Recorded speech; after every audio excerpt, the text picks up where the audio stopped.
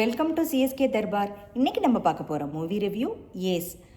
விஜய் சேதுபதி, யோகி பாபு நடித்து இன்றைக்கி தான் வெளிவந்திருக்கு. ஃபஸ்ட் ஷோ போய் பார்த்துட்டு வந்தேங்க. படம் எப்படி இருக்குனாக்க, இந்த படம் ஃபுல்லாகவே மலேசியாவில் நடக்குது. கதை ஃபுல்லாகவே கதை ஒரு ஒன் லைனில் சொல்லணுன்னாக்க, ஹீரோயின் அவங்க பேர் ருக்மணி. அவங்க படத்துலேயும் ருக்மணி, நிஜ பேரும் ருக்மணி தான். அவங்கள விஜய் சேதுபதி லவ் பண்ணுறாரு. அவங்களுக்கு சில பண பிரச்சனைகள் இருக்குது. அதுக்கோசரம் விஜய் சேதுபதி கொள்ளையடிக்கிறாரு. அது எப்படி கொள்ளையடிக்கிறாருங்கிறதெல்லாம் நீங்கள் சினிமா பாருங்கள். அப்போ என்ன, நான் எல்லா கதையும் சொல்ல விரும்பலை. அந்த கொள்ளையடிக்கிறதுனால வர பிரச்சனைகள் தான் படம் ஃபுல்லாகவே.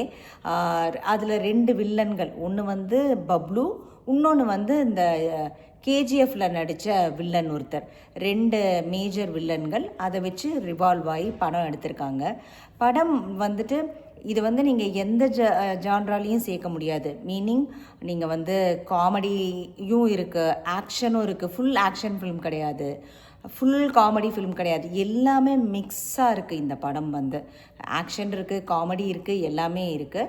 யோகி பாபு அண்ட் விஜய் சேதுபதியோட காமெடி எனக்கு பர்சனலாக கொஞ்சம் நல்லாவே ஒர்க் ஆச்சுங்க. ஏன்னா ஓரளவுக்கு சிரிக்கிற மாதிரியே இருந்தது. ஃபஸ்ட் எடுத்ததும் அவர் பெரிய பிஸ்னஸ் மேனுன்பார். அதுக்கப்புறம் பார்த்தா அவர் கார்பேஜில், அதாவது அந்த குப்பை பொறுக்கிட்டு இருப்பார். அந்த மாதிரியெல்லாம் கதை வரும்.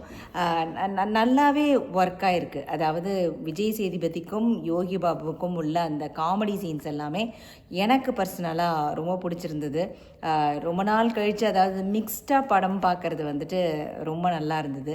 நீங்கள் இன்கேஸ் மலேசியா பார்க்காதவங்க இருந்தீங்கன்னா, பாசிட்டிவ்ஸ் இதெல்லாம் நான் சொல்லிட்டு இருக்கிறதெல்லாம், மலேசியா பார்க்காதவங்க இருந்தீங்கன்னா ஃப்ரீ ஆஃப் காஸ்ட் ஃபுல் மலேசியாவையும் காமிச்சிருக்காங்க. அதில் வர சைனீஸ் ஃபெஸ்டிவல்ஸு, அதுக்கப்புறம் மலேசியாவில் நூக் அண்ட் கார்னர் நம்ம முருகன் கோயில் முதற்கொண்டு எல்லாமே வந்துடுது. அதுவும் ரொம்ப நல்லா இருக்குது. ஹீரோயின் அந்த ருக்கு, அவங்களும் ரொம்ப ரொம்ப நல்லா நடிச்சிருக்காங்க. ஆக்சுவலாக விஜய் சேதுபதி எனக்கு பழைய விஜய் சேதுபதி கொஞ்சம் பார்த்த மாதிரி இருந்தது. கொஞ்சம் டூண்டாக இருக்கார் இந்த படத்தில் கொஞ்சம்.